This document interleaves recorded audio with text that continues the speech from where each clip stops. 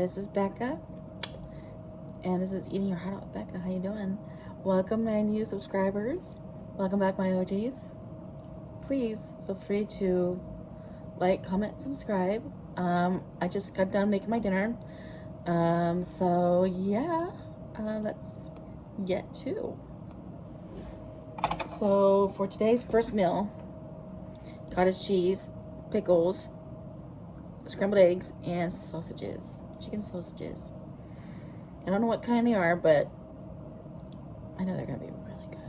Anyways, and yes, I put mustard on everything, so hopefully you're okay with that. The first bite.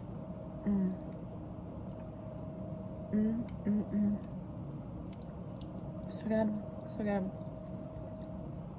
So how are you? It was lovely outside, by the way. Lovely.